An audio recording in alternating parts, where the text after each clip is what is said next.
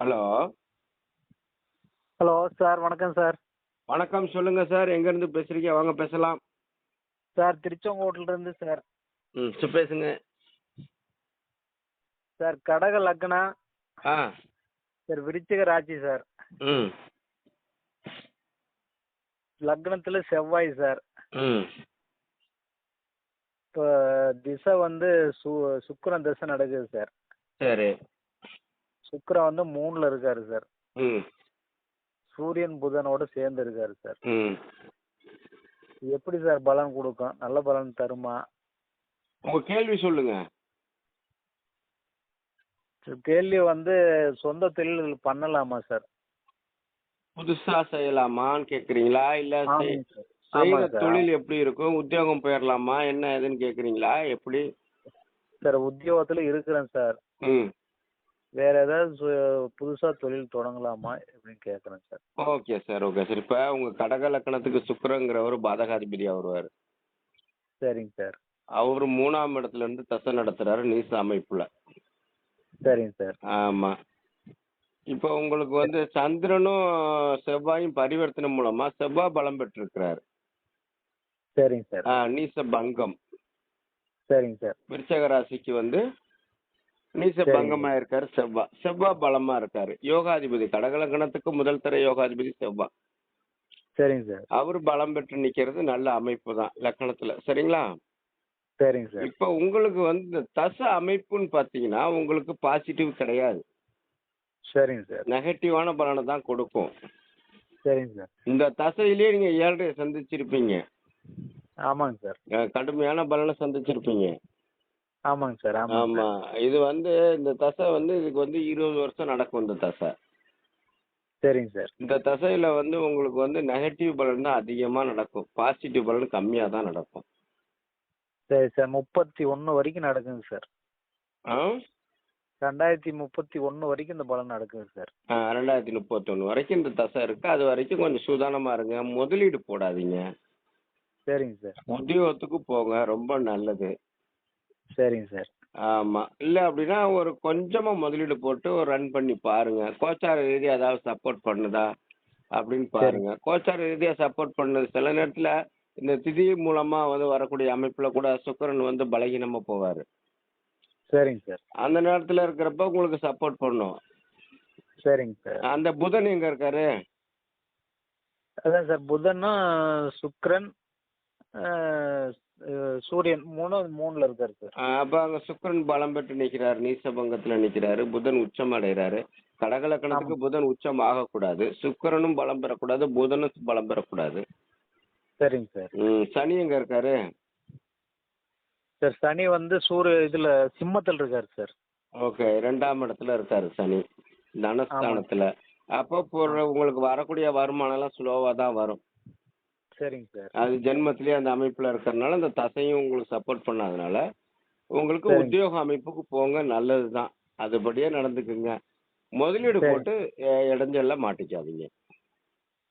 சரிங்க சார். சரிங்க கடக சார். லக்கணத்துக்கு சுக்கிரன் தசை உங்களுக்கு வந்து சப்போர்ட் பண்ணாது. சரிங்க சார். ஆமா. சார் லாபஸ்தானாதிபதியும் வரும்ல சார், அதனால பாதி மேலே கூட சப்போர்ட் பண்ணாதா சார்? பண்ணாது. சரிங்க சார். அதாவது லாபஸ்தானத்துக்கு அவர் தான் அதிபதியா வர்றாரு. ஆமாங்க சார். இங்க வந்து பாத்தீங்கன்னா சரிங்க. கடக லக்கணத்துக்கு செவ்வாயும் குருவும் தான் அங்க பலம் பெற்று நிக்கணும் ஜாதகத்துல. சுக்கிரன் பலம் சரிங்க. பெறக்கூடாது. சரிங்க சார். அங்க பாதகாதிபத்தியம் தான் வேலை செய்யும் அங்க. சரிங்க சார். நம்ம நினைப்போம் லாபஸ்தானாதிபதி பலம் பெற்றிருக்காரு, நமக்கு எல்லாத்துலயும் லாபம் கிடைக்குன்னா கிடைக்காது. அதான் சார், வீடு கொடுத்தும் ஆட்சி இங்க உச்சமா இருக்காருல்ல சார். பலம் பெற்று நிக்கிறாங்க. இது வந்து 12ஆம் அதிபதி 3க்கும் 12க்கு 2 மறைவு ஸ்தானாதிபதி. அதான் வந்து ஆமா. கடக லக்கணத்துக்கு புதன் வந்து பாவி, சரிங்க சார். சுக்கிரன் பாவி, சனி சரி. பாவி. சரிங்க சார். இந்த 3 கிரகமும் கடக லக்கணத்துக்கு பலம் பெறக்கூடாது. சரிங்க சார். இப்போ உங்களுக்கு வந்து இந்த இதுல 2 கிரகம் பலம் பெற்றுச்சு, புதனும் சுக்கிரனும். 2 பலம் பெற்றுச்சு. சரிங்க சார். ஆமா. இப்ப சனி வந்து தனஸ்தானத்திலே குடும்பஸ்தானத்திலே வந்து உட்கார்ந்துருக்கிறப்ப பொருளாதார ஆமா. நெருக்கடி இருக்கும். குடும்பம் நடத்துறதுல சண்டை சச்சரவு அப்பைக்கப்ப இருந்துகிட்டே இருக்கும். இது ஜென்மத்திலேயே வந்துருச்சு. ஆமா சார். ஆமா. கூட இந்த நிலைமை போயிட்டு இருக்கு. குரு ராகு கூட இருக்காரு சார் ம் 2ல சனியோட. ம் இப்போ குரு இணைஞ்சிருக்காங்களா? ராகு இருக்காரா? ஆமாங்க சார், ஆமாங்க சார். பரவாயில்ல. 2ஆம் இடத்துல குரு வந்து கிரகங்களோட இணைஞ்சு நிக்கிறது நல்லதுதான். ஏதோ சரிங்க இல்லைங்காம பொருளாதாரம் புரண்டுகிட்டே இருக்கும்.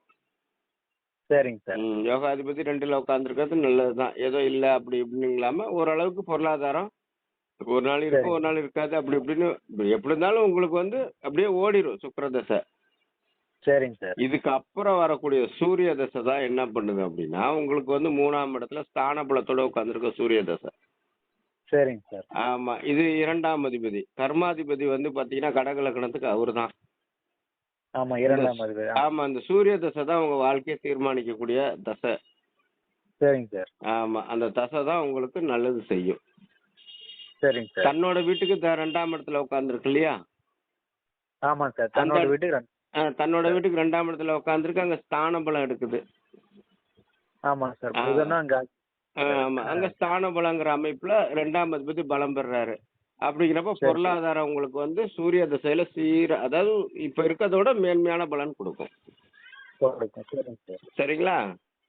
சரிங்க சார். சரிங்க சார். Okay sir. வேற என்ன கேட்கணும் கேளுங்க. அதாங்க சார் இப்போ ஒரு 2 வருஷமாவே ஏதாச்சும் சொந்த தொழில் செய்யலாமான்னு மனசு ஓடிக்கிட்டே இருக்குது சார். அதனால தான் சந்தேகமா இருக்குது. அதான் பாதுகாப்பு திசையாவும் நடக்குது. ஆ உங்களுக்கே புரியுது இல்லையா? ஆமாங்க சார். அதுதான் எனக்கு யோசனையா இருக்குங்க சார். செஞ்சு மாட்டிக்குவோமோ வேற ஆமா. ஏதாவது மாதிரி ஆகுது. ம். செஞ்சீங்கன்னா மாட்டிப்பீங்க. அதான் சார். என்ன மாட்டிக்குவோனா என்ன கடனாகி போயிடும். போட்ட முதலீடு எடுக்க முடியாது. வேற என்ன பெருசாலாம் ஒண்ணும் செஞ்சிடாது. 3ஆம் இடத்துல உட்கார்ந்த சுக்கிரன் வந்து நீச பங்கந்தன அடையிருக்காரு. அங்க புதனுக்கு கட்டுப்பட்டுருவாரு அவரு. சரி. அதனால ஒண்ணும் பெருசா ஒண்ணும் உங்களுக்கு பாதிப்பு தராது. என்ன கொஞ்சம் வருமானத்துல சப்போர்ட் பண்ணாது. லாபாதிபதி போய் பாதகாதிபதி வர்றப்ப லாபம் கொடுக்காது. சரிங்க சார். சரி. அதான் பிரச்சனை. அதனால நம்ம என்ன பண்ணுவோம், உத்தியோகத்துக்கு போனோமா போட நிம்மதியா போயிடலாம். அதான் சார். தொழிலும் 2 வருஷமா உத்தியோகத்துல தான் சார் இருக்கிறேன். அந்த அளவுக்கு சொல்லிக்கிற மாதிரி ஒன்றும் இல்லை. ம். சொந்த தொழிலா பண்ணலாமான்னு யோசனையா ஓடுது சார். சரி அதுல பண்ணியும் இருக்கிறதையும் போட்டு எல்லாம் வந்து சிக்கிக்குமோன்னு அதையும் யோசனை வருது. அது பாத்துங்க உங்களுக்கு சிக்கல் வந்துரும். சரிங்க சார். நான் சரி. பொதுவாவே பாதகாதிபதி திசைனாலே கொஞ்சம் இப்ப நமக்கு நெகட்டிவ் பலன் தான் நடக்கும். பாசிட்டிவ் சரிங்க. பலன் ரொம்ப கம்மியா இருக்கும். அதான் ரொம்ப கம்மியா இருக்குன்னா எங்கேயாவது சுக்கிரன் போய் கெட்டிருப்பாரு, இல்ல மறைஞ்சிருப்பாரு, லக்கணத்துக்கு மறைஞ்சிருப்பாரு. இல்ல சரிங்க அப்படின்னா சார். சுக்கிரன் வந்து பாத்தீங்கன்னா யோகாதிபதியோட பார்வையில இருப்பாரு. செவ்வாய் பார்க்கணும். சரிங்க சார். ஆமா. செவ்வாய் பார்க்கணும். கடக லக்கணத்துக்கு செவ்வாய் பார்த்துச்சு அப்படின்னா சுக்கிரன் கொஞ்சம் அடக்கி வாசிப்பாரு. சரிங்க சார். ஆமா. குரு பார்த்தாலும் அடக்கி வாசிப்பாரு. சரிங்க சார். லக்கணாதிபதியான சந்திரன் பார்த்தாலும் அடக்கி வாசிப்பாரு. சரிங்க அப்ப சார். கடக லக்கணத்துக்கு சந்திரன் பார்க்கணும் அப்படின்னா சந்திரன் எங்க இருக்கணும்? தனுசு ராசியில இருக்கணும். சொல்றேன். சரிங்க சார். தனுசு ராசியில இருந்து லக்கணத்துக்கு 12ல மறையணும் சுக்கிரன். அதான் சரிங்க சார். ஆமா. அந்த அமைப்பு இருந்துச்சு அப்படின்னா ஓகே. ஓரளவுக்கு அடக்கி வாசிப்பாரு. பலனை குறைச்சு தருவாரு. சரிங்க சார். சரி. இது வந்து தனிச்சு வந்து புதனுடைய இணைஞ்சு பலம் பெறுறது கொஞ்சம் யோசனை பண்ணி செஞ்சீங்க. சரிங்களா? நன்றி சார். நன்றி sir. Okay sir. Okay sir. வச்சுட்டுங்களா?